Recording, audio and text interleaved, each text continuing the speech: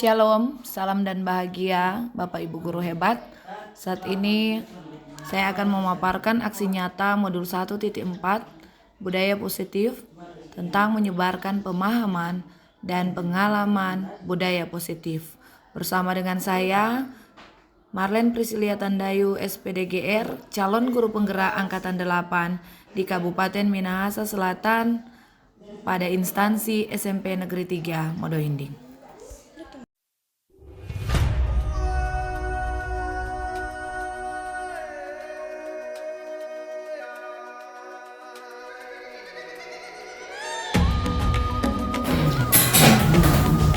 Selamat siang semua.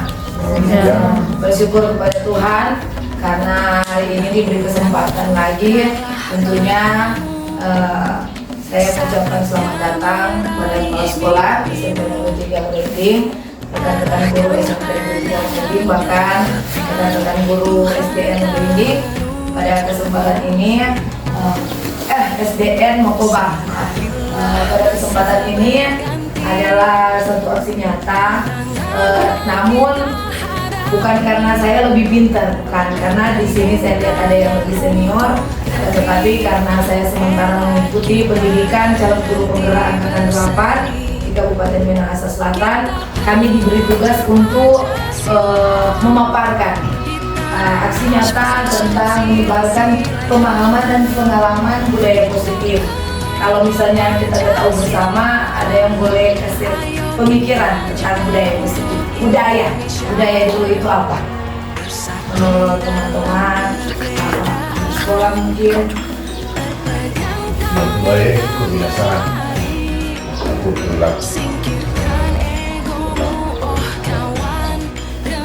Jadi kita tahu berarti budaya itu satu kebiasaan dengan positif, berarti satu kebiasaan positif yang akan kita pelajari, tentunya akan kita implementasikan pembelajaran kepada anak-anak kita.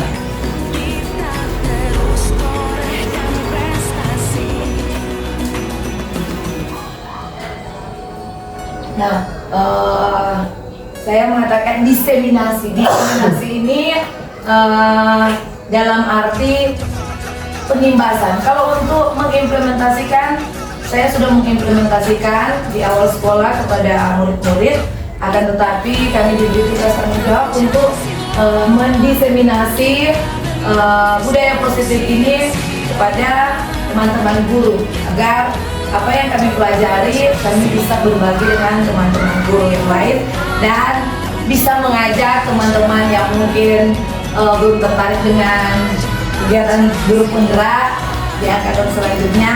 Sudah ada yang buka, mudah-mudahan di Mokobang tambah lagi calon guru penggerak, karena calon guru penggerak itu bukan berarti harus jadi pimpinan, tidak, tetapi ketika kita mampu menjadi pimpinan di dalam kelas saja itu sudah jadi pimpinan. Nah, sebelum saya lanjut ke slide selanjutnya, saya ingin menanyakan, adakah dari teman-teman sekalian yang masih ingat tentang filosofi pemikiran Ki Hajar Dewantara? 3. Ada yang masih ingat? Ingat dulu Berdua. Ingason.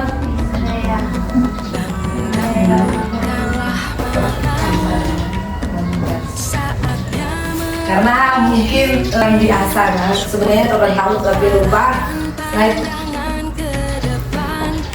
Ya, jadi Ingarso Sangtulado, dia itu seorang guru harus berada di depan, menjadi seorang pemimpin, bahkan harus mampu memberikan suri teladan. Jadi dia menjadi suri teladan.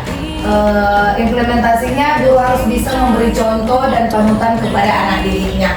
Jadi contohnya ya misalnya seperti kita datang di sekolah, misalnya kita suruh anak datang jam segini, jam 7, padahal turun nanti datang jam 11. Itu salah satu pemikiran dari KHD, yaitu Ingarso Sangtulado. Kemudian yang kedua, Ing Madya Mangunkarsa. Ing Madya itu guru berada di tengah. Jadi kalau yang pertama di depan, guru ada di tengah, guru harus mampu. Dia harus mampu membangkitkan atau menggugah. Jadi membangkitkan, menggali, membangkitkan apa yang ada pada anak-anak didik kita. Kemudian yang terakhir yang selalu turun gunakan itu Tutpuri Handayani. Itu tidak akan dilupakan karena di anak-anak Pitopi dan semua atribut ada Tutpuri Handayani. Yaitu guru harus memberikan dorongan karena moral dan semangat kerja itu dari belakang. Jadi guru itu ada di depan, ada di tengah, ada di belakang. Tidak hanya ada di depan papan tulis, tetapi ternyata ada pemikiran yang menurut KHD, guru itu tidak semata-mata berada di depan kelas. Tetapi dalam pemikiran KHD, guru itu ada di depan, ada di belakang, bahkan ada di tengah dengan tugas dan tanggung jawabnya masing-masing. Kemudian ada 4 hal yang perlu diperhatikan seorang guru. Yang pertama, guru harus berpihak pada murid sesuai kodrat alam dan kodrat zaman. Waktu saya belum mengikuti pembelajaran calon guru penggerak, saya hanya mengetahui tentang filosofi ini. Tetapi untuk pengimplementasian dan pengertian secara luas, saya memang jujur masih minim. Akan tetapi ketika mengikuti latihan calon guru penggerak, kami mendapati ada 4 hal yang perlu diperhatikan. Yang pertama, guru harus berpihak pada murid sesuai dengan kodrat alam dan kodrat zaman. Yang kedua, guru harus bisa menuntun murid sesuai dengan kodratnya. Yang ketiga, guru harus memahami karakter murid terlebih dahulu. Dan yang keempat, guru itu harus memahami tujuan pembelajaran. Jadi ketika kita memiliki 4 ini, pasti pelaksanaan atau action di dalam kelas pasti akan terlaksana. Pada slide selanjutnya ada kesimpulan pendidikan menurut Ki Hajar Dewantara. Pendidikan harus sejalan dengan nilai-nilai luhur budaya supaya bisa memberikan tuntunan kepada siswa untuk melakukan budi pekerti yang baik sehingga siswa menyadari pentingnya memiliki sifat sopan santun, ramah, gotong royong, dan mandiri. Ketika seorang pendidik telah memberikan tuntunan yang baik, maka siswa bisa belajar dengan merdeka. Itulah kenapa dibilang merdeka belajar, merdeka belajar. Waktu yang lalu saya berpikir, apa ini arti merdeka belajar, merdeka mengajar. Ternyata wawasan dari pembelajaran yang pertama tentang merdeka belajar ini sangat berkaitan erat dengan apa yang sedang kita laksanakan saat ini. Nah, sementara tanpa kita sadari hal itu sebenarnya sudah sering kita implementasikan, cuman karena tolong tidak paham sebenarnya yang tolong lakukan, tetapi karena tolong tidak paham, tolong cukup tahu saja, tapi tidak mengimplementasikan. Dan ternyata pendidikan menuntun, bukan menuntun. Jadi pendidikan sejatinya ternyata tidak menuntut, maksudnya karena kalau tolong melihat dari 4 hal yang tolong harus, karena murid itu punya karakter, kemudian kodrat alam dan kodrat zaman. Mereka mempunyai, ada yang mungkin misalnya kalau guru SMP lebih cenderung kepada mata pelajaran IPA, ada lebih cenderung kepada bahasa Inggris. Begitu juga SD. Kita sudah melihat misalnya, apalagi SD guru kelas yang lebih mengenali karakter anak-anak, karena mereka satu hari full itu dengan anak-anak di saat pembelajaran. Mereka tahu, oh anak-anak ini ternyata lebih memahami, lebih kuat minatnya di mata pelajaran ini. Oh mereka lebih kuat di mata pelajaran ini. Nah, hal itulah yang menyebabkan ternyata tugas seorang guru itu hanya menuntun. Jadi kita hanya menggali sesuatu hal dari anak ini, tidak boleh menuntut yang lebih, karena kalau misalnya ada satu anak yang memang pemahaman memang misalnya tentang matematikanya kurang, tapi dinilai mata pelajarannya tinggi, jangan dituntut harus matematika tinggi. Tidak boleh. Ternyata untuk implementasi saat ini sesuai dengan filosofi, pendidikan menuntun bukan menuntut. Jadi harus menuntut. Itu yang kami pelajari pada modul 1.2, 1.1. Yaitu pemikiran sesuai dengan filosofi Ki Hajar Dewantara. Kemudian yang kedua, nilai dan peran seorang guru penggerak. Sebenarnya tanpa mengikuti kegiatan calon guru penggerak, kita ini semua guru-guru ini adalah aktor-aktor penggerak dalam dunia pendidikan. Jadi ada yang berpikiran begini, Noni itu yang ikut guru penggerak, Noni itu yang menggerakkan, terlalu banyak gerak. Tapi ternyata setelah kami memahami hal ini, ternyata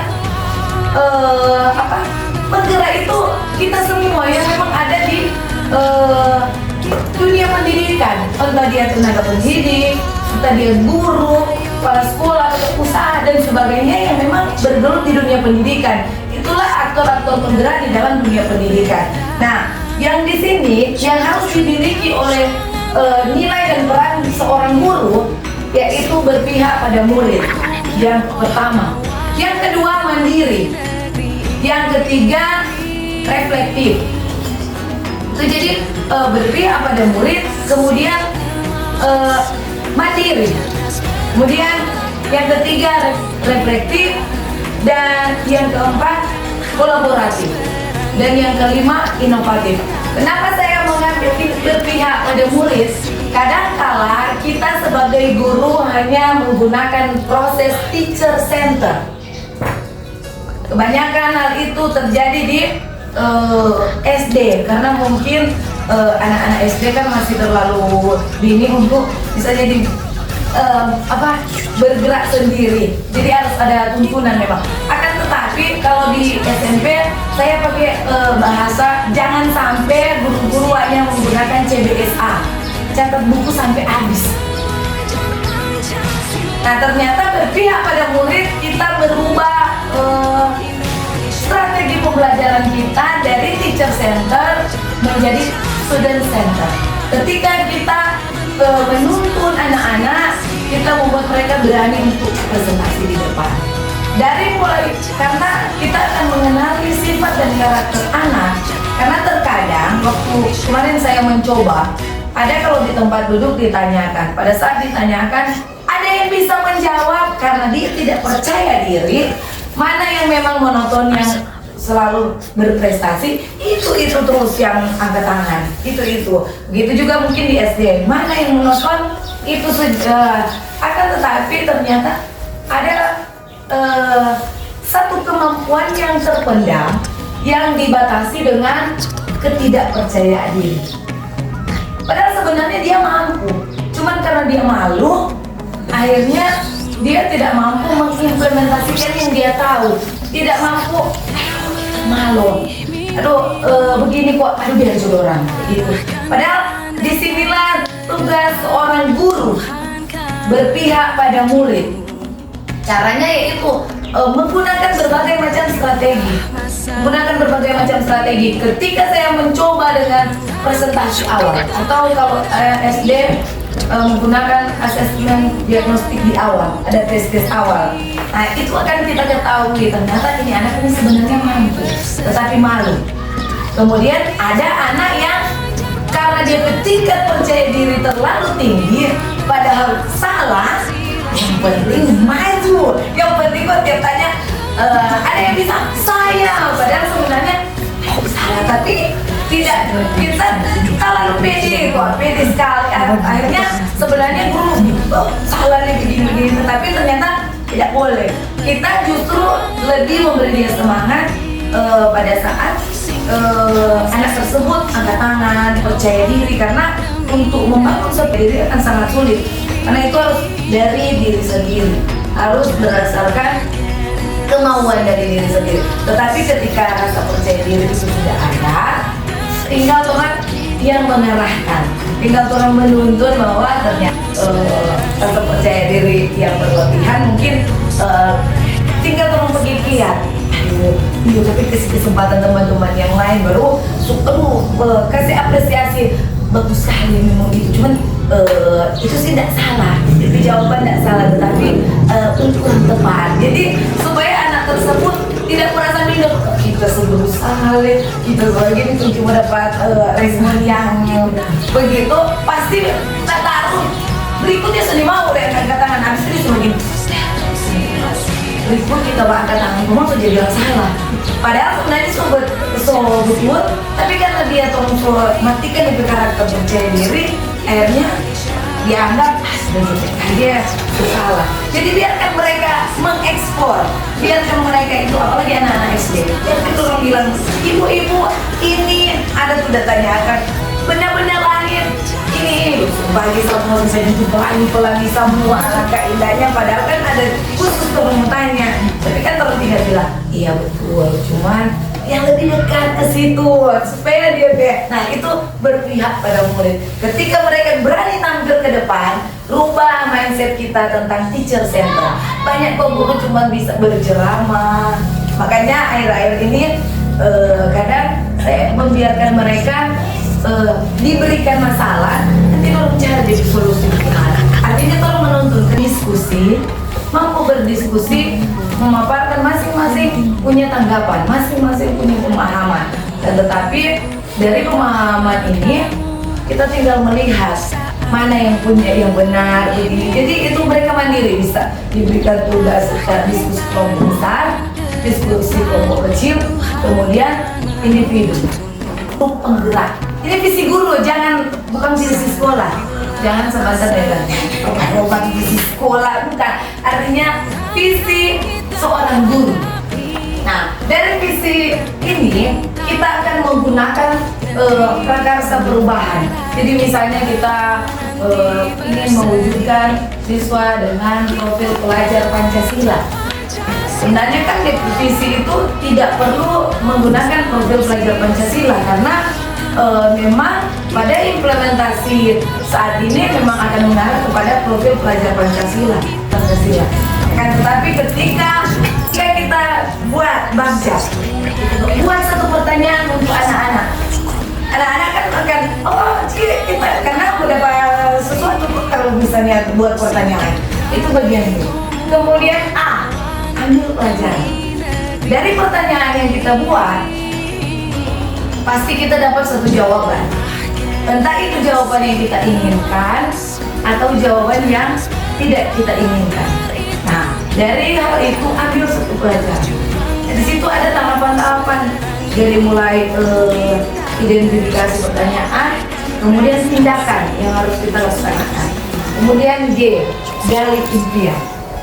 Di sini memang benar-benar menggali satu impian. Bagaimana misalnya saya ingin menciptakan siswa yang berpengetahuan atau berwawasan global.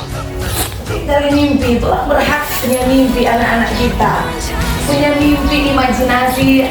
Anak SDN Mokobang saya ingin seperti ini, SMP Negeri 3 saya ingin seperti ini. Jadi gali mimpi. Kemudian J, jabarkan rencana. Ketika pertanyaan, ambil pelajaran, gali mimpi sudah didapatkan, di situ kita akan menjabarkan rencana. Rencana apa? Kita kolaborasi dengan kepala sekolah, berdiskusi, tanyakan, karena yang lebih tahu dan lebih paham sebenarnya kepala sekolah. Kita harus diskusi, mencari referensi dari kepala sekolah. Kemudian setelah dari kepala sekolah baru kita ke rekan sejawat, teman-teman guru. Tidak menutup kemungkinan pun kepada orang tua. Pertanyakan karakter seperti apa, kebiasaan apa yang ada di rumah dan sebagainya. Kemudian yang terakhir, atur eksekusi. Atur budget, atur eksekusi. Jadi BAGJA, atur eksekusi. Dari perencanaan tidak mungkin tidak ada eksekusi. Jadi harus ada eksekusi. Selanjutnya pada alur bagja ini itu ada di modul 1.3. Nah, 1.3, dan sekarang kita masuk pada budaya positif, yaitu 1.4. Pada slide selanjutnya yaitu konsep utama. Nah ini yang memang sebenarnya paling penting dalam implementasi kita sebagai seorang guru, yaitu konsep utama modul 1.4 yakni budaya positif. Yang pertama, perubahan paradigma belajar. Perubahan paradigma belajar. Yang kedua, disiplin positif. Yang ketiga, kebutuhan dasar manusia. Yang keempat, motivasi perilaku manusia. Yang kelima, posisi kontrol. Yang keenam, keyakinan kelas. Dan yang ketujuh, segitiga restitusi. Jadi 7 poin ini yang merupakan konsep utama. Konsep utama pada modul 1.4 tentang budaya positif. Kemudian pada poin pembahasan pertama yaitu pembelajaran dengan paradigma baru. Pembelajaran dengan paradigma baru, kalau kita sekarang ini tahu tuh yang apa, P5 sana tuh, bahkan anak-anak sering menyanyi itu belajar Pancasila, beriman dan bertakwa pada Tuhan yang esa dan berakhlak mulia, berkebinekaan global, bergotong royong mandiri, kreatif dan bernalar kritis. Jadi ternyata berangkat dari profil pelajar Pancasila, bagaimana cara kita merubah pembelajaran dengan paradigma baru. Nah, kalau yang dulunya saya bilang pembelajaran secara efisien, guru cuma ada di depan, di muka sampai habis waktu. Akan tetapi ternyata pembelajaran dengan paradigma baru ini seharusnya pembelajaran yang dilaksanakan yang harus berorientasi pada penguatan kompetensi. Terus tahu kompetensi apa dan pengembangan karakter yang dirancang berdasarkan pembelajaran berdiferensiasi. Waktu yang lalu, apa ini pembelajaran berdiferensiasi? Apa ini? Mesti jadi pertanyaan, apa ini sebenarnya pembelajaran berdiferensiasi? Nah, sehingga setiap murid itu belajar sesuai dengan kebutuhan. Kadang tolong tuntut anak kelas 1 harus benar-benar sama dorong P3, misalnya 24 siswa dorong itu harus sama. Dan ternyata salah. Ternyata masing-masing anak itu punya kelebihan sendiri. Ada yang mungkin di pengetahuan dia kurang, tapi di keterampilan justru dia jauh lebih baik. Ada mungkin anak kelas 3, ketika dia di kelas 2 belum terlihat DP minat, tapi naik kelas 3 dia melihat dia jago di sini. Nah, itu ternyata murid itu harus belajar sesuai dengan kebutuhan dari tahap pengembangan mewujudkan. Nah, tahap pengembangan sebenarnya dimulai dari PAUD. Makanya sekarang ini kalau tidak salah untuk anak-anak SD di umur sudah biasa naik kan, kalau waktu lalu 5 pun masih boleh, kalau sekarang tidak boleh karena ternyata untuk mempelajari kompetensi mengembangkan itu harus mulai dari usia dini, kemudian dari TK, dari dorang harus dorang senangi dulu, kemudian kita sungguh pindah di TK, sungguh pindah di SD dan selanjutnya. Nah itu ternyata mengubah satu paradigma baru dalam pembelajaran. Kemudian poin yang kedua, yakni disiplin positif. Ini yang kedua. Poin yang kedua, secara benang merah saling berkaitan satu dengan yang lain. Disiplin positif adalah satu pendekatan mendidik agar anak bisa mengontrol. Dia mengontrol dan membentuk rasa percaya diri. Itu punya kaitan erat dengan modul 1.1, 1.2, 1.3 dan sekarang 1.4. Jadi dia punya peran penting untuk bisa mengontrol dan membentuk rasa percaya diri. Ketika dia mampu kontrol gini, dalam melaksanakan kebiasaan-kebiasaan yang baik. Jadi ketika misalnya dia sudah terbiasa datang jam 7 kurang 15, itu akan jadi kebiasaan yang baik, dia akan jadi kebiasaan. Jadi kalaupun memang ibu ada di ruang kepala sekolah, tapi nggak masalah, itu belajar sendiri. Itu dia karena dia di situ sudah ada budaya positif, kebiasaan-kebiasaan baik. Jadi dia sudah akan jadi guru itu sudah akan terlalu banyak cuap-cuap, terlalu banyak gaya membuat tegur, kok harus begini. Tapi ketika budaya positif itu berjalan, itu pasti sudah jadi suatu kebiasaan yang baik. Nah, kemudian sebagai pendidik, tujuan kita adalah menciptakan. Jadi menciptakan anak-anak yang memiliki disiplin sehingga mereka bisa berperilaku mengacu pada nilai-nilai kebajikan. Jadi ketika anak-anak ini sudah punya disiplin positif yang bertumbuh dan berkembang dari misalnya usia dini, dari rumah, dari pendidikan-pendidikan yang mereka dapatkan sebelumnya, mereka itu akan terbiasa. Dan kita tujuannya hanya tinggal menciptakan berdasarkan disiplin yang sudah ada dan yang sudah berkembang pada anak-anak kita. Nah, mereka itu berperilaku pada satu pemikiran yang mengacu pada nilai-nilai kebajikan. Ternyata memang nilai-nilai yang turun tanamkan dari rumah, dari denominasi gereja itu sangat penting. Itu nilai-nilai kebajikan yang universal, yang luas, global, dan mereka memiliki motivasi intrinsik, bukan ekstrinsik. Jadi memiliki motivasi berasal dari diri sendiri. Ketika misalnya lihat ada sampah di sini ada kebiasaan anak-anak kalau terlambat, itu kan beda hukuman antara nanti ada pembahasan tentang hukuman dan penghargaan.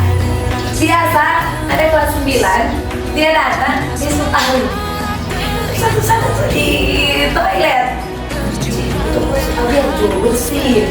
Jadi dia sudah terbiasa, artinya itu bukan satu hukuman, cuma konsekuensi dari dia. Tapi karena dia sudah punya motivasi dari diri, intrinsik, dari diri sendiri, tidak perlu dari guru-guru.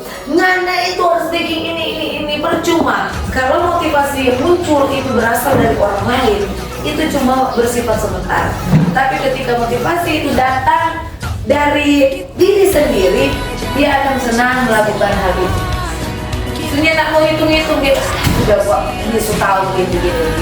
Nah, kemudian disiplin positif itu merupakan cara, kalau itu kita menciptakan. Nah, melalui disiplin positif ini ada cara untuk menumbuhkan kesadaran dari kita atau anak-anak didik kita untuk menumbuhkan disiplin dengan didorong dalam diri anak tanpa hukuman dan hadiah. Jangan misalnya, kalau misalnya beli ini nilai CKS tinggi, itu kan berarti motivasi apa itu? Intrinsik atau ekstrinsik? Ekstrinsik, karena dia ternyata punya motivasi supaya dapat hadiah. Padahal sebenarnya yang Tuhan mau ajarkan ke mereka ini, yang Tuhan mau implementasikan adalah motivasi dari diri sendiri. Jangan ada motivasi dari misalnya orang lain. Kemudian yang ketiga, tentang kebutuhan dasar. Semua orang pasti punya kebutuhan dasar manusia. Tidak mungkin tidak ada kebutuhan dasar. Yang pertama, kebutuhan bertahan hidup. Bertahan hidup itu berarti makan, minum, pakaian. Itu bertahan hidup. Kalau nggak makan mati. Kalau nggak minum pasti mati. Jadi ada kebutuhan yang memang untuk bertahan hidup. Itu poin yang pertama. Poin yang kedua, kebutuhan kasih sayang dan rasa diterima. Nah, kadang itulah yang menjadi tantangan orang sebagai seorang guru. Kenapa saya bilang rasa kasih sayang? kadang tanpa mengetahui latar belakang anak-anak, ternyata itu mereka berasal dari keluarga yang, tapi ketika orang merasakan, karena bahkan pun ada dari antara pendidik yang memang merasakan, tetapi ketika jangan sampai berpikiran begini, kita Pak yang merasa, ini yang tidak rasa. Artinya orang harus peka. Dia ini butuh perhatian, butuh kasih sayang. Di rumah dia sudah mendapatkan perlakuan yang tidak baik. Masa di sekolah pun rumah kedua dia harus mendapatkan hal yang kurang baik. Bagaimana tolong menumbuhkan rasa kasih sayang dan rasa diterima. Jadi ketika dia datang di lingkungan nyaman, ketika di sekolah membuat dia seperti anak sendiri, keluarga sendiri, pasti dia merasa diterima, dapat kasih sayang. Kemudian kebutuhan penguasaan. Kadang itu tanpa penguasaan diri memang manusiawi. Ketika penguasaan, kita pikir kita berkuasa, bisa lebih pintar, ini memang harus ada sebenarnya, tapi bisa dikontrol. Kebutuhan penguasaan. Kemudian kebutuhan kebebasan. Kebanyakan anak-anak bisa bebas. Kalau SD belum terlalu terlihat. SMP saja kalau masih di kelas 7-8 masih belum terlalu terlihat dia ingin kebebasan. Nanti mulai muncul lagi itu di kelas 9 berangkat ke sana, karena dong pikir saya ini sudah lebih besar, harus ada kebebasan. Itu kebutuhan kebebasan.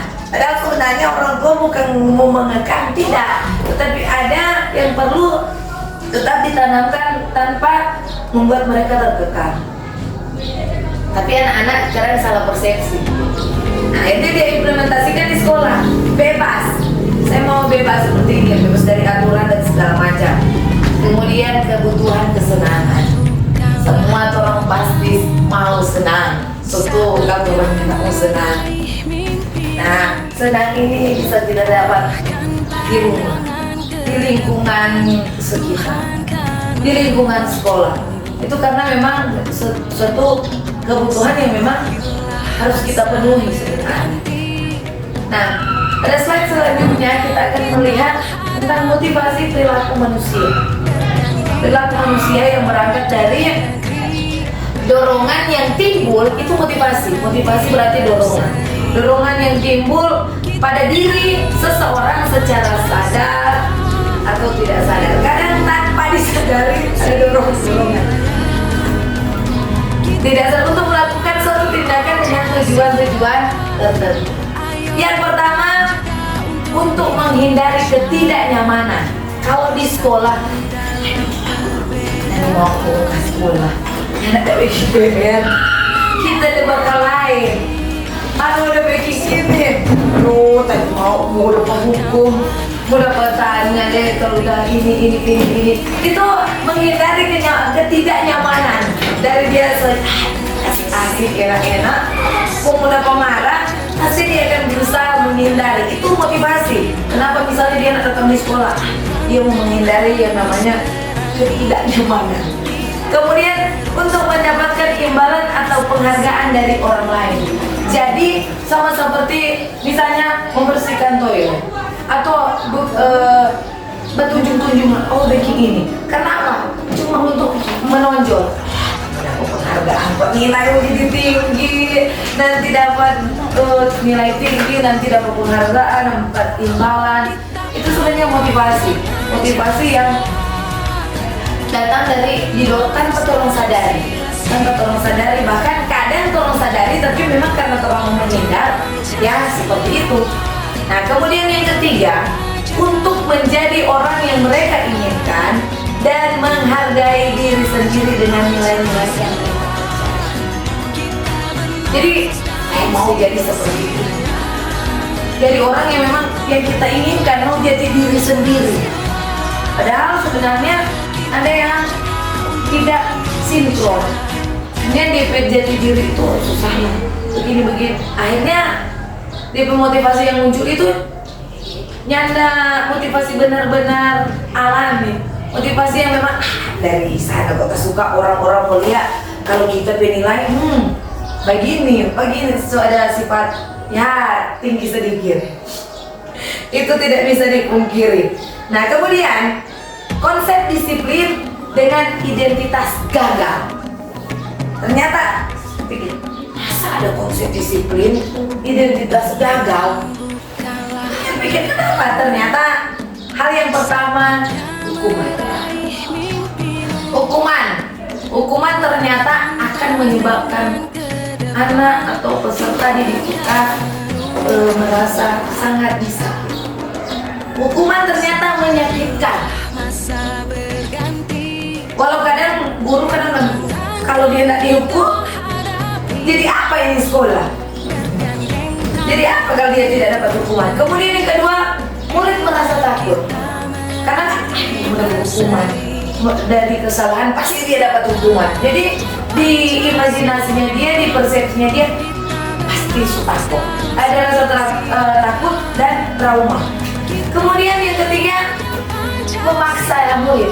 Itu ternyata hukuman akan memaksa. Jangan bikin ulang, harus bikin ini. Itu suatu pemaksaan. Padahal sebenarnya hal itu salah. Kemudian murid menyembunyikan masalah. Nah, akhirnya ketika dapat hukuman, misalnya ketika dia sering dapat hukuman di sekolah, dapat hukuman di rumah, padahal sebenarnya sesuatu hal masalah itu harus diketahui guru, harus diketahui orang tua, karena ada rasa takut, dia sembunyikan. Beberapa kejadian teman-teman sepupu dan ini karena dia rasa takut jangan orang tua menyalahkan, dia takut jangan guru bilang ini siapa yang salah, dan akhirnya disembunyikan. Akhirnya dia mungkin dapat pemburian dan segala macam sampai dapat pukulan, guru dan orang tua tidak tahu. Nah, itu ternyata konsep disiplin dengan identitas gagal. Kemudian murid menjadi rendah diri karena selalu dihukum. Anak-anak pasti teman-teman dia pasti berpikir selalu buat bikin salah. Mana buat? Kadang dong tadi akan kasus. Jadi ada satu nama yang melekat ketika dia sudah insat kesalahan. Itu tentang hukuman. Kemudian penghargaan ini ternyata melakukan sesuatu untuk penghargaan. Jadi di situ dia mau melakukan, misalnya mau belajar karena mendapat penghargaan, nilai yang tinggi. Dia mau bersih karena mendapat imbalan, mendapat ini. Dia orang tua misalnya suruh karena mendapat imbalan. Kemudian yang kedua, penghargaan dapat merusak hubungan. Poin ini yang jadi berpikiran, orang gali pikiran, masa penghargaan ini dapat merusak hubungan. Kemudian kami mempelajari bagaimana sampai penghargaan itu kan penghargaan, nantinya anak-anak ikut, oh kalau kita dapat penghargaan, tapi ternyata hubungan anak dengan anak satu dengan anak yang lain akan jadi rusak. Karena apa? Dorong minder, cemburu karena sama sakit dia tuh mau dapat penghargaan, dia kayak mau dapat nilai tinggi, dia aja akhirnya mana Pak ibu murid kesayangan. Atau kalau orang SMP mana Pak besti dengan cik sana, mana Pak besti dengan yang sana. Jadi ternyata hubungan yang padahal baik harusnya orang bersaing secara sehat, jadi dia tidak sehat karena ada hubungan jadi maksudnya nggak bagus. Nah, kemudian mematikan kreativitas. Dari kecemburuan, anak yang satu akan berpikir begini, toh kalaupun saya berbuat seperti ini, tapi akan dapat penghargaan dia lagi karena bestie, karena ibu kesayangan, karena ibu ini. Jadi padahal dia punya kreativitas yang tinggi, akhirnya hilang karena dia berpikir, nah kok dapat penghargaan yang pasti yang akan dapat itu. Nah, kemudian merampas hak untuk menghargai dirinya sendiri. Karena dia cemburu, dia mati dari kreativitas yang seharusnya orang lain akan menghargai dia sendiri, dia sudah nak making. Ini dia lampas, dia sebenarnya dia mesti menghargai DP diri. Dia so lampas. Dan akhirnya ya dia pun so tidak menghargai DP diri sendiri. Dia anggap begini, kok bodoh, mana bodoh kok sana dia. Padahal sebenarnya kalau tolong punya motivasi kan begini, masa dia boleh, berarti kita harus lebih belajar. Untuk anak-anak yang berpikiran positif, tapi kalau anak-anak yang ternyata hanya mengharapkan suatu penghargaan, itu akan jadi salah di pengimbasan. Nah, kemudian antara hukuman dan penghargaan, ternyata tindakan pemberian penghargaan yang nilainya ternyata hampir sama dengan dihukum. Sama kok ternyata hukuman dan penghargaan. Cuma di kata mungkin hukuman langsung secara verbal mungkin, tapi untuk penghargaan dapat hadiah dulu. Padahal sebenarnya secara tidak langsung itu susah. Nah, seseorang itu bisa dikatakan dihukum melalui penghargaan. Nah, ketika dia melakukan hal tersebut tidak akan memunculkan motivasi secara intrinsik atau motivasi yang berasal dari luar. Dia cuma dapat motivasi dari luar karena nantinya itu tidak akan bertahan lama. Ternyata makanya waktu kami bertanya dalam diskusi, kami bertanya masa tidak boleh diberikan penghargaan? Kan artinya seorang siswa ternyata beda penghargaan dengan apresiasi. Kalau orang memberikan apresiasi bagus sekali, nanti teman-teman yang lain bisa sama seperti nanti bantu teman-teman, itu apresiasi. Tapi kalau tolong langsung dalam bentuk penghargaan, makanya sekarang ini sebenarnya kurikulum Merdeka bahkan kurikulum 13 melarang ada perankingan di dalam sekolah. Akan tetapi waktu kami bertanya, kalau tidak ada perankingan, nanti anak-anak tidak ada motivasi lagi, oh yang juara gini. Tetapi ternyata tinggal kias seorang guru atau wali kelas itu sama seperti kami, rapor kami itu ada nilai pengetahuan, ada nilai keterampilan. Saya selalu menjelaskan kepada orang tua untuk mendapatkan nilai atau peringkat 1 itu kami tidak bisa langsung karena apa? Ada yang tinggi di pengetahuan tetapi rendah di keterampilan. Ada yang tinggi di keterampilan tapi rendah di pengetahuan. Ada yang tinggi di dua-dua tapi karakternya rendah. Jadi tidak ada yang bisa mengambil juara ini dan peringkat. Tetapi yang kami bisa hanya melihat nilai-nilai yang ada di atas untuk menjadi sebuah perbandingan. Berarti untuk yang lain itu lebih meningkatkan. Jadi tidak ada lagi sebenarnya sudah dilarang untuk adanya perankingan, karena kalau mau mempelajari IKN ini implementasi kurikulum Merdeka ternyata perankingan tidak efektif sebenarnya, karena anak-anak kadang motivasi yang datang itu ekstrinsik, karena kalau ada perjuangan dapat ini dan orang tua ini, padahal sebenarnya itu sebenarnya kalau menurut saya waktu itu kenapa tidak boleh, karena anak-anak kan akan dilihat. Akan tetapi ternyata disitulah punya penilaian khususnya dari pengetahuan, keterampilan, dan tinggal kita komunikasikan dengan orang tua. Komunikasikan, dia bukannya bodoh, dia cuma sedikit malas, ditingkatkan begini. Tapi ya tidak bisa dipungkiri masih ada yang pakai perankingan. Tetapi tinggal dijelaskan, jangan sampai itu hanya muncul sebagai motivasi ekstrinsik yang karena yang penting dapat juara. Nah, selanjutnya konsep disiplin dengan identitas sukses. Tadi gagal, sekarang sukses. Nah, itu yang saya bilang ada yang namanya konsekuensi. Konsekuensi ini yang pertama penguatan jangka pendek, kemudian monitoring berkelanjutan. Jadi ada penguatan jangka pendek karena konsekuensinya misalnya ada yang menumpahkan air di lantai, berarti kan dia harus bersihkan, itu konsekuensi. Beda misalnya saya guru IPS, kemudian ada guru PJOK, Kemudian saya bilang begini, ketika ada terlambat saya bilang begini, lari di lapangan, kemudian pakai bola kasih dan segala macam. Itu konsekuensi atau hukuman? Konsekuensi atau hukuman? Saya guru PS, hukuman. Ya, karena itu kan lari itu kan sebenarnya guru PJOK. Nah, jadi sebenarnya itu, nah itulah kenapa ada konsekuensi. Konsekuensinya kalau misalnya air ditumpahkan, musuh berbuat kesalahan, bersihkan. Itu cuma sebuah konsekuensi. Karena pemuatannya jangka pendek. Jadi orang nggak perlu membuat anak itu merasa marah, cuma bilang, nah, dengan sendirinya, untuk polisi begini, dalam seperti. Nah, kemudian monitoring berkelanjutan.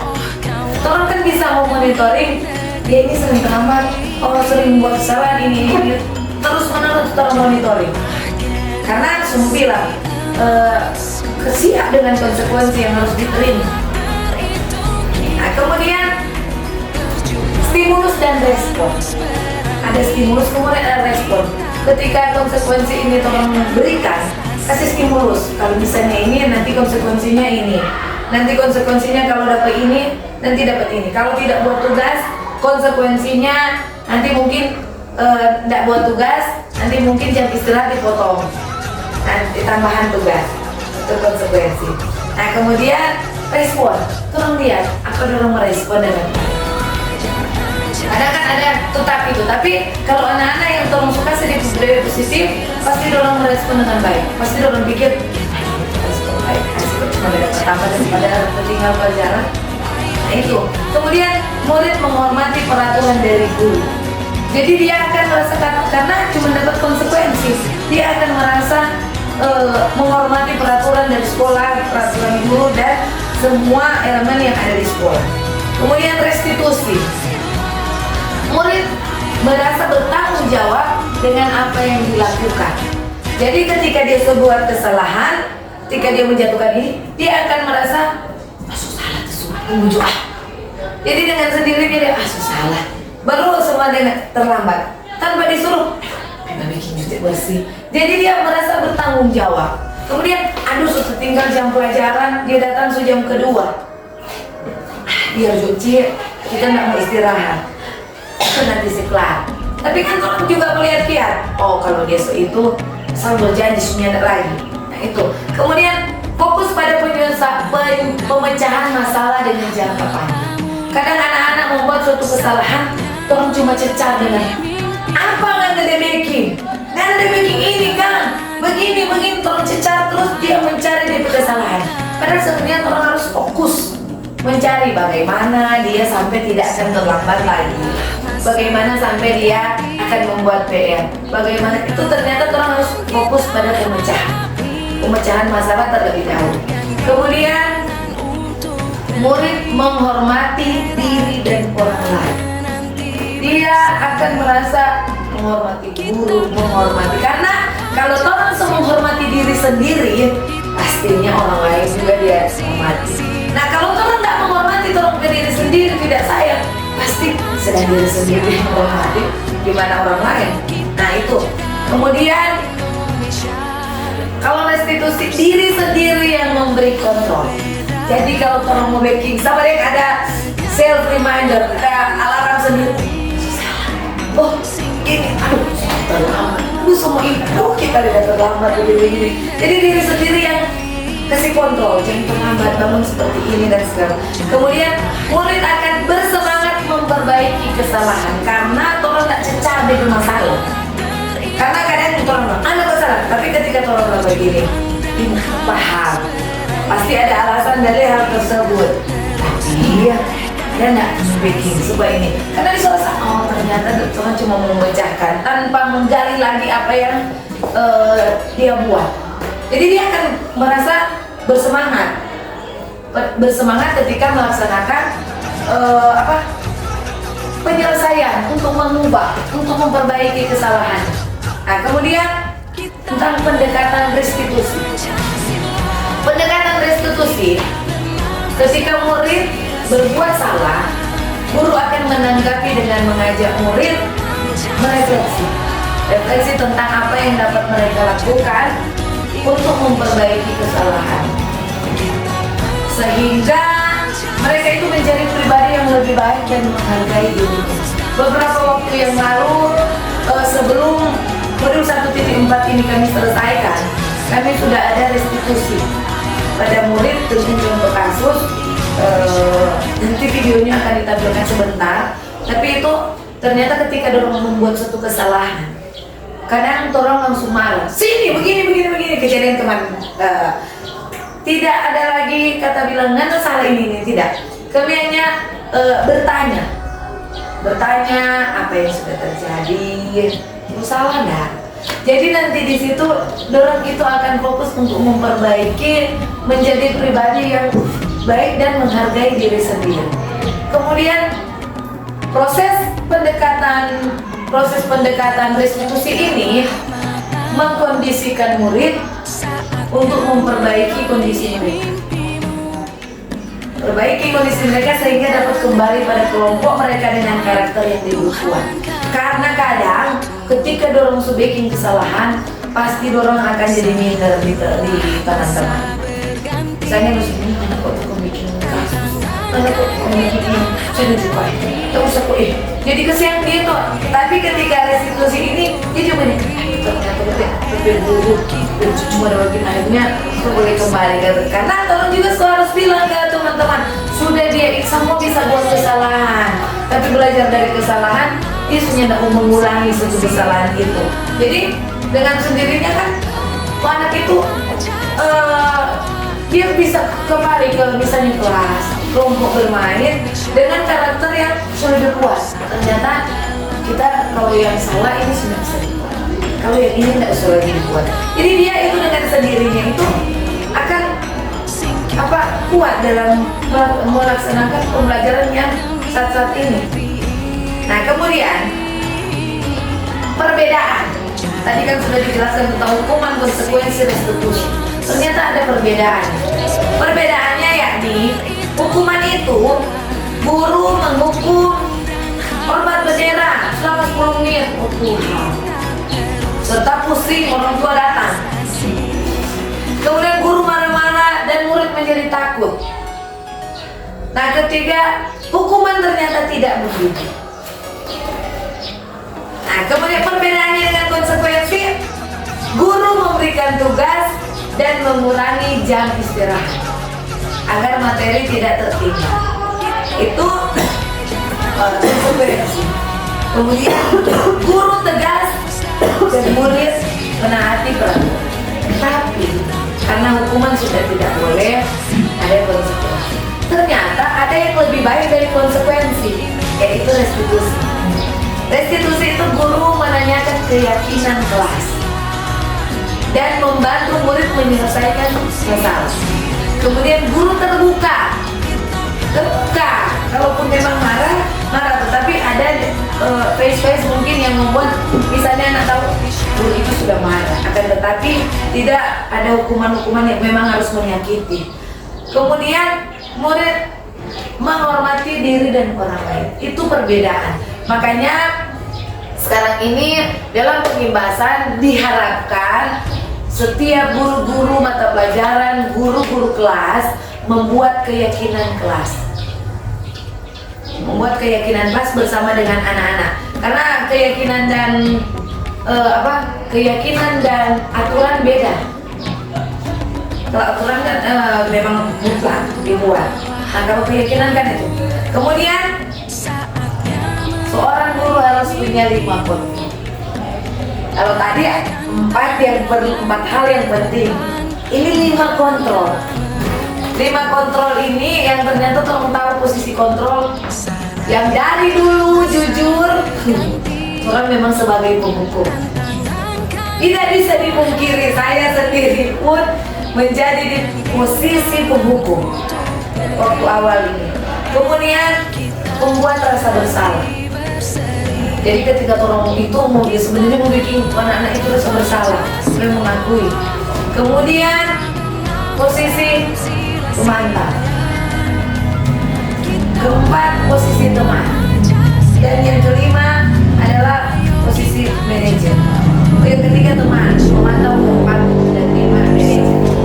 Nah, penjelasan untuk posisi kontrol penghukum ini, hukuman yang diberikan baik berupa fisik ataupun verbal merupakan alat untuk pendisiplinan siswa saat berada di lingkungan sekolah. Karena orang so pakai guru so menggunakan paradigma pemikiran itu, hukuman ini alat sentral yang akan orang gunakan untuk menghukum atau mendisiplinkan siswa. Itu yang orang pakai untuk posisi penghukum. Kemudian posisi pembuat rasa bersalah. Pada posisi ini, guru justru cenderung mengeluarkan kata-kata yang jauh lebih lembut. Dia pakai kata-kata lembut dibandingkan pada posisi penghukum. Kalau penghukum kan memang tahu-tahu marah-marah. Nggak buat salah, awas ibu lihat besok dia pilih salah, awas nanti nggak. Ini atau langsung hukum deh malahan. Agak kekis tengah. Atau dulu masih ada anak tuh kis panjang, langsung hukum. Nah, berbeda dengan pembuat rasa bersalah. Dia pakai kata-kata yang lembut, lebih bagus. Walaupun itu kata-kata yang diucapkan itu ternyata membuat siswa ini merasa bersalah. Karena menggunakan bahasa bersalah, rasa tidak nyaman, kemudian merasa dirinya itu rendah. Hati-hati dengan posisi kontrol membuat rasa bersalah. Kadang orang merendahkan, nanti anak itu merasa tidak berharga, bahkan dia merasa dia diri ini anak berharga, bikin kecewa orang lain. Itu ada di posisi pembuat rasa bersalah. Yang ketiga, posisi teman. Sebenarnya posisi teman ini, guru tidak akan menyakiti murid. Justru dengan posisi ini, guru bisa melakukan kontrol agar bisa mengendalikan dan mengarahkan perilaku atau tindakan siswa. Memang sebenarnya saya di sini makanya waktu lalu dapat bilang penghukum iya, teman iya. Karena di saat-saat memang harus ada ketegasan, memang jadi tegas, ada penghukum. Tapi bisa jadi berteman. Tapi ternyata tolong harus bisa membedakan. Karena posisi ini ada dampak positif, ada dampak negatif yang bisa ditimbulkan. Dampak positifnya, siswa akan merasa dihargai, memang dihargai dan mau melakukan apa yang diperintahkan guru karena dia merasa gurunya sebagai teman. Tapi dampak negatifnya, kadang-kadang siswa menganggap enteng, sepandang enteng. Besti gua tenang, mereka di jalan tuh. Kalau dulu nggak ada, kalau nggak sekolah rasa-rasa ada buat mana mau sembunyi. Kalau sekarang karena guru-guru so bagus, nggak ada sekolah kita, aduh bangga sekali karena dia so ada di karena ini so ada di posisi perilaku yang teman. Padahal sebenarnya tanpa orang sadari ada tindakan-tindakan yang positif memang orang harus dihargai, tapi ada negatif juga yang akan muncul. Jadi tolong hati-hati. Boleh misalnya menggunakan posisi teman, tapi tolong harus mampu menempatkan. Jangan sampai kantor lagi. Gimana Terus sejak juga pelungku ini, aduh. Nah, artinya tolong harus tahu tempat, maksudnya tetap tolong kontrol tolong. Mau berteman boleh, karena ternyata anak-anak SMP yang masa mulai puber, dorong sering boleh mengambil dengan keras. Ketika orang ambil dengan baik, tapi tanpa meninggalkan jati diri dan karakter seorang guru yang harus pegang. Nah, kemudian posisi yang kelima, pemantau. Guru sebagai pemantau atau monitor yang berarti mengawasi setiap tingkah laku siswa saat di sekolah berdasarkan dari ketentuan atau perlakuan yang berlaku. Orang memantau terus, jadi pemantau apa? Jadi di sini monitor, selalu mengawasi. Kadang ada anak merasa kurang nyaman ketika selalu diawasi, ketika selalu bilang ini karena kau pantau terus. Sebenarnya boleh aktif tapi ada satu kebebasan karena tadi ada kebutuhan dasar manusia, yaitu kebutuhan kebebasan. Kemudian yang kelima, yang menurut pembelajaran kami ini posisi yang paling efektif untuk diambil seorang guru, yaitu posisi sebagai manajer. Berperilaku layaknya seorang mentor, bedakan teman dan mentor. Mentor yang memberikan arahan, bimbingan, mendukung tindakan siswa yang positif pasti, mempertanggungjawabkan tindakannya, sekaligus memberikan arahan untuk menemukan solusi dari suatu permasalahan. Jadi ternyata posisi yang memang benar-benar efektif menurut posisi manajer. Kalau itu jadi mentor harus tetap memberikan arahan, bimbingan ketika memang anak ini sudah salah dan memberikan solusi. Mau gali tuh anak kemampuan gimana dia mau kasih ide, walaupun sebenarnya orang guru tahu dia ide, tapi tolong munculkan dulu gimana harusnya begini. Itu ternyata posisi manajer yang lebih efektif dari yang pernah orang temui. Nah, kemudian kalau tadi metode restitusi, sekarang keyakinan kelas. Metode untuk menimbulkan kembali disiplin positif yang didasari oleh motivasi diri sendiri. Kenapa keyakinan kelas bukan peraturan? Ada yang tahu kenapa keyakinan kelas bukan peraturan kelas? Baru karena diyakini oleh siswa sendiri kan? Karena disepakati bersama. Ya karena kalau peraturan kan cuma orang guru yang buat. Nah kalau jadi orang boleh langgar, peraturan kok dibuat untuk dilanggar. Tapi kalau keyakinan atau kesepakatan kan orang yang kasih bilang, Ci tidak boleh ini, Ci tidak boleh ini. Akhirnya kan orang malu sendiri. Mengenai keyakinan kelas kok akhirnya orang yang langgar. Nah selanjutnya keyakinan kelas ada pertanyaan pembanding. Mengapa kita memiliki peraturan tentang penggunaan helm saat mengendarai motor? Karena peraturan. Kenapa aturan ada peraturan di Indonesia? Kan itu ya kalau Indonesia ada peraturan tentang menggunakan helm saat mengendarai motor. Kenapa?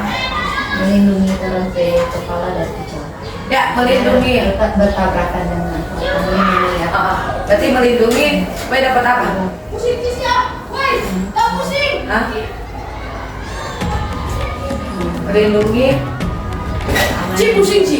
Sabar ya. Revisi ya lagi. Aku kayak revisi atas.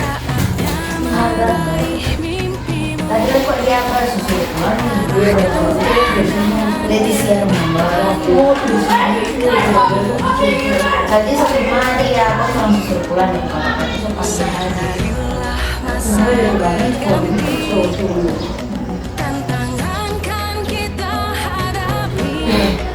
Jadi kemudian berarti tolong melindungi, berarti untuk tolong keselamatan. Kemudian mengapa kita memiliki peraturan harus menggunakan masker dan mencuci tangan? Itu ya pandemi. Hindari nanti kalau dari kesehatan. Nah, berarti pertanyaan pertama tentang keselamatan, yang kedua kesehatan. Nah itu keyakinan kelas. Kemudian metode untuk menimbulkan kembali disiplin positif yang didasari oleh motivasi. Jadi percuma kalau misalnya pemerintahnya menggadang-gadang pakai helm. Orang tahu cuma pakai helm. Padahal sebenarnya kalau orang sadari sendiri, aduh ini untuk kita berkeselamatan sendiri. Jadi motivasi dalam diri sendiri itu yang akan membuat dia sedang membuka sana cuma sedikit. Oke, ya Allah. Nah, begitu juga dengan masker. Kalau orang cuma pikir, cuma karena ini pandemi kok ini. Tapi kalau orang pikir begini, ini kok protokol kesehatan kita tidak menularkan, dia tidak tertular. Baru kalau cuci tangan untuk protokol kesehatan. Jadi kalau itu datang dari diri sendiri, pasti itu untuk mau mengimplementasikan itu tidak terlalu sulit. Nah, kemudian beberapa waktu yang lalu saya sudah sempat membuat satu kesepakatan kelas. Tapi saya pakai kegiatan dulu itu ice breaking dulu supaya orang kesepakatan hasilnya kurang lagi gini nih. Jadi saya bawa dulu orang ice breaking dulu, saya pikir pokoknya orang bersemangat. Waktu orang bersemangat akhirnya langsung saya bilang Ci menyediakan karton dan sticky note. Baru mau buat apa Ci? Nah, orang membuat satu kesepakatan kelas, keyakinan kalau peraturan ada di tata tertib sekolah itu bisa bahkan banyak kali dilanggar. Nah, kalau keyakinan kan tidak mungkin mau dilanggar, sementara ini yang buat itu kesepakatan kelas tuh. Kemudian dia memberikan penjelasan dulu tentang keyakinan kelas. Nah, penjelasan keyakinan kelas yakni yang muncul kemarin ketika kami membuat keyakinan kelas, akhirnya muncul dorong yang muncul sendiri, disiplin waktu, belajar kata dengan antusias, bersemangat dan percaya diri, kemudian saling menjaga kebersihan dan keindahan. Jadi ketika pada sampah terus nenek langsung bilang pungut sampah, langsung begini, apakah keyakinan Nona baking kemarin Nona tadi sana dibenci Nona tunggu padahal terus tidak ada itu, apakah keyakinan Nona sudah tulis kemarin, baru ketika Nona terlambat, padahal belum jam terlambat mau ambil sudah terlambat pun naik apa belum ya. Jadi dulu ternyata tahu karena kan malu. Kemudian saling membantu dan kerjasama. Kadang-kala waktu mau didiskusi, ada tuh.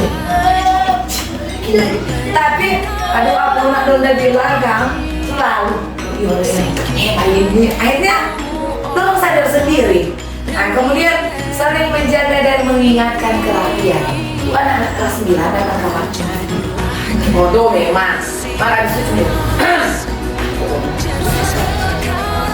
Tapi soal 2 minggu ini ketika kesepakatan kelas baking, orang sendiri yang anak-anak yang selalu kita lihat jam los-los cari baju, soalnya tidak pernah.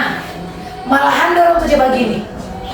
Bilang ini gimana? Jadi dia malu sendiri. Akhirnya sudah dari siswa itu dorong Frasya dan semua enggak. Jarang sekali kecuali misalnya ada kerja bakti tanpa sadarkan tuh orang datang keluar tuh. Tapi kalau dengan sengaja sejarah. Nah, kemudian menghargai teman. Jadi orang lebih menghargai karena ada bilang kok menghargai dengan coba bilang kok bodoh, mana bandit, ada orang kaya, karena ini karena terus kasih dia penjelasan. Nah, kemudian menerapkan 5S. Senyum, sapa, salam, sopan, santun. Itu adalah budaya yang memang sebenarnya perlu tinggalkan. Senyum, kadang biar orang marah, aduh dia ini satu pagi, sopan kadang orang jangan lupa tuh bagi itu. Padahal sebenarnya kita karena orang yang tidak terbiasa, so gila susah banget. Padahal kan orang itu ekspresi muka menunjukkan bahwa orang mau menyapa. Kadang di motor nggak perlu pagi, oh Tuhan, tapi begitu aja kan sore begitu. Tapi ternyata kalau orang Minahasa Selatan, kalau 5S masih banyak. Di tempat-tempat lain sepengennya seperti kita. Tapi kalau orang masih banyak. Nah, kemudian kesepakatan keyakinan itu gemar menulis dan membaca supaya kalau misalnya ada jawab orang langsung ambil buku, baca, orang tulis. Itulah kesepakatan kelas. Nah, kemudian bagaimana pembentukan keyakinan kelas? Pembentukan keyakinan kelas ini, yang pertama, siswa itu menuliskan keyakinan yang mereka inginkan. Dorong tulis dulu, tadi di gambar ada sticky note yang dorong. Jadi dorong tulis nama, keyakinan kelas dulu, berangkat dari peraturan. Berangkat dari peraturan tidak boleh datang terlambat dan segala macam, ini dan segala macam. Nah, kemudian guru dan siswa mengulas keyakinan yang telah ditulis. Di gambar ada setelah dorong tempel itu sticky note, tempel, dorong ulas kembali itu keyakinan kelas. Nah, kemudian guru dan siswa menilai keyakinan kelas yang paling penting. Terus bulatkan. Oh, ini yang dari pihak yang lebih kemudian. Oh, ini buatkan yang disiplin positif, tidak dapat terlambat karena banyak. Tidak boleh terlambat datang. Tidak boleh buang sampah. Jadi tolong sepakati. Oh, ini memilah-milah dulu. Tolong pilah yang penting, yang memang wajib untuk dilaksanakan di kelas. Kemudian mengubah keyakinan kelas menjadi kalimat positif. Kadang orang tulis gini, jangan datang terlambat, jangan membuang sampah, jangan menyontek, jangan mengeluarkan baju. Kata jangan itu ternyata harus orang ubah ke kata yang lebih positif. Sudah tidak boleh ada lagi kata jangan, tidak boleh juga. Jadi orang berusaha pikir apakah sampai orang itu mau mengerti. Kemudian ketika orang dapat kalimat positif, orang itu sepakati. Nah, itu yang tadi yang kita bilang ketika orang sepakati itu akan jadi kalimat positif di sini. Keyakinan kelas ya. So berangkat dari keyakinan kelas mengubah kepada kalimat positif.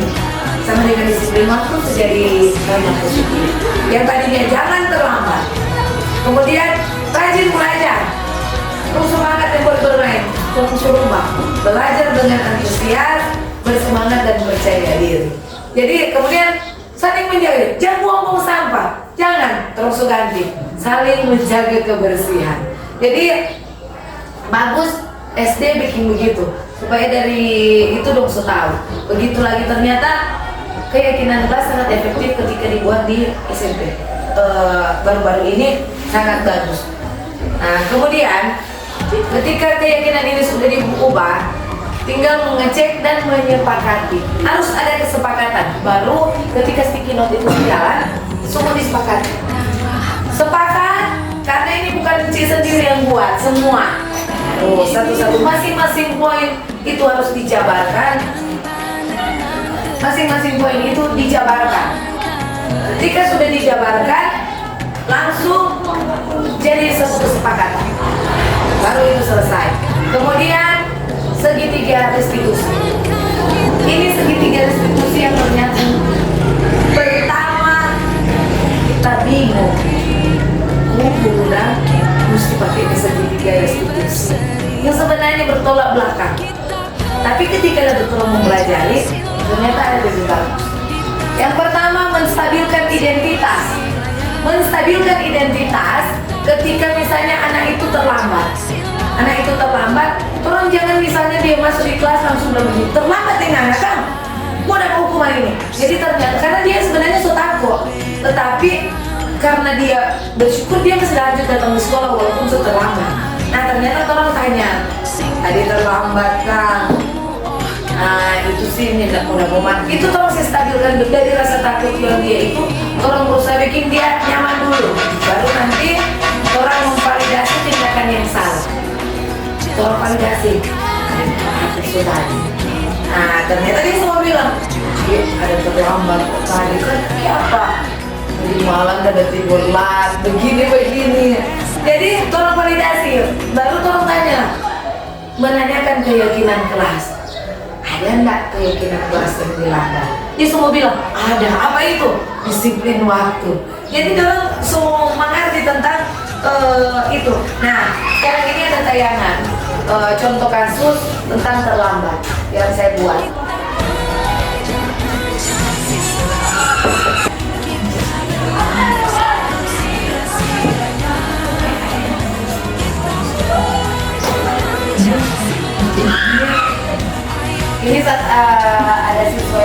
terlambat, tidak langsung lulus.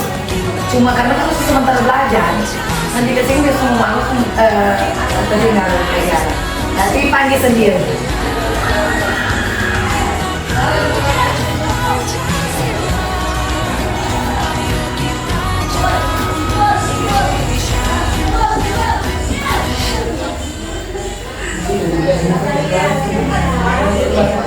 Ya, jadi habis dia baking ini cuman contoh kasus buat orang baking skenario langsung tanya Aurel terlambat lagi. Dia bilang iya Ci, tapi aku masih malu karena sering terlambat. Itu skenario kasusnya. Kemudian waktu ini masuk ke menstabilkan. Ci tahu hampir semua orang juga teman-teman pernah terlambat. Cuman apa yang menyebabkan Aurel sampai terlambat? Dia langsung bilang tadi malam Ci aku pokok kesamuikan baru ada bangun ini. Nah di situ terus mulai menstabilkan. Jadi dia berani mengakui dia itu udah terlambat. Dia berani mengakui dia terlambat. Kemudian itu dia bilang salah ya Ci, tertinggal pelajaran begini. Nah terus validasi DP itu. Baru kamu tanya salah apa? Tapi tuh anak so nyaman dulu kita kasih tahu. Nah pakai itu Pak ini.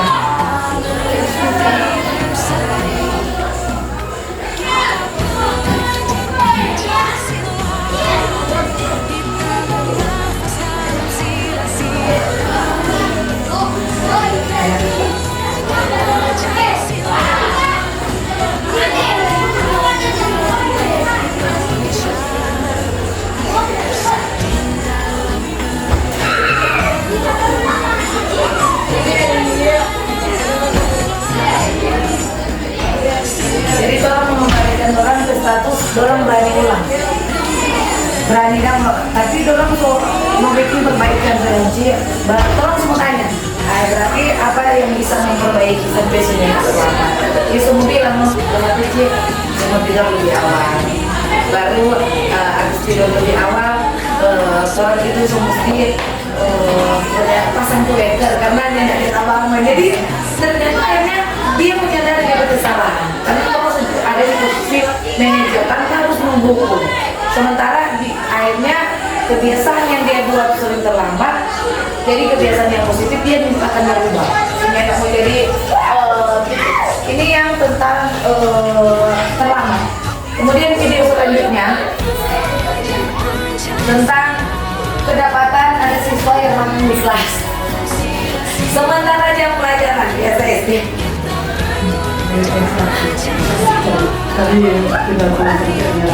Jadi ini ada siswa yang kedapatan. Sementara teman-teman ada belajar, siswa kedapatan makan. Nah, jadi tukang konsultasi dulu dengan kursosis, dipanggil dia tidak perlu di dalam kelas, panggil di dalam. Akhirnya, oh iya dia bilang iya nanti mau panggil. Nah akhirnya ini panggil Joy.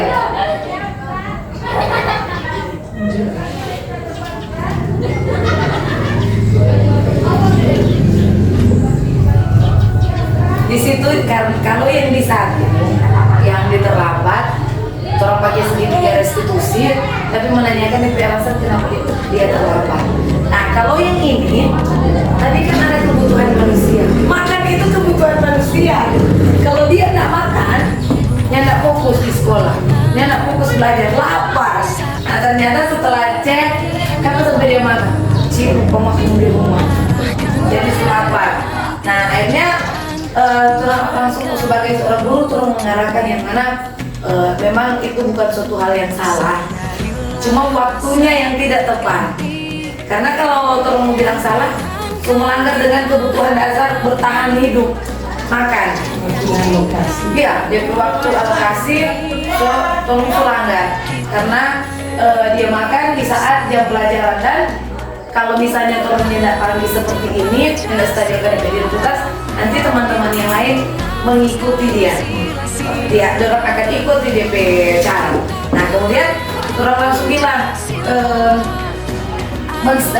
ketika selesai menstabilkan, orang langsung validasi. tapi dia tahu apa yang tahu. Tadi makan di saat belum jam istirahat. Lalu gimana? DP keyakinan apa? Tidak makan di kelas, dia bilang belajar dan makan sesuai dengan waktu. Jadi dia selanggar dengan keyakinan yang belum kuat sendiri. Akhirnya, oh bagaimana? Kalau tak perlu bilang begini, hukumnya begini. Jadi orang sendiri yang bilang, berarti mulai besok terus mau sarapan dari rumah supaya di waktu yang sementara belajar yang tidak sarapan dan segala macam. Akhirnya dapatlah JP solusi untuk menyelesaikan permasalahan yang ada di makan di kelas pada saat jam pelajaran tanpa harus marah-marah. Lalu makan di kelas ini. Ternyata setelah mengikuti program guru penggerak, emosi mulai stabil karena ada bilang bukan, ada bilang kok begini. Aduh, peran guru penggerak, aduh, guru penggerak mewujudkan, aduh, jadi aduh kalau guru mau marah, makanya kalau sering berkumpul dengan guru-guru, restitusi apa ini Kang? Jadi supaya ternyata mengimplementasikannya, memang guru ya bahagia saja kalau menjalani ini sebenarnya memang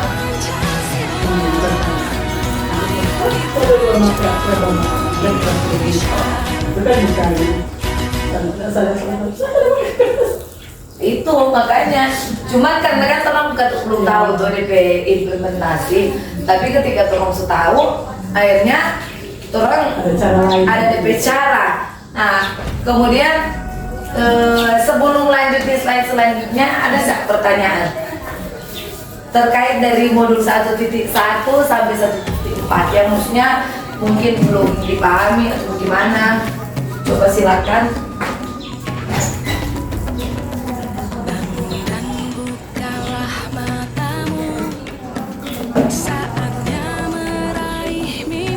Mau bertanya terkait dari kehadir, kemudian lainnya mungkin yang bukan untuk tidak paham, mungkin ada penambahan atau berdasarkan pemahaman.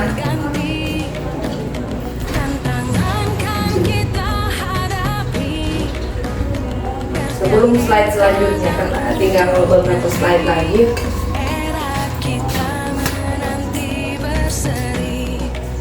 Adakah yang ingin bertanya? Yang maksudnya belum paham betul tentang pengimplementasian?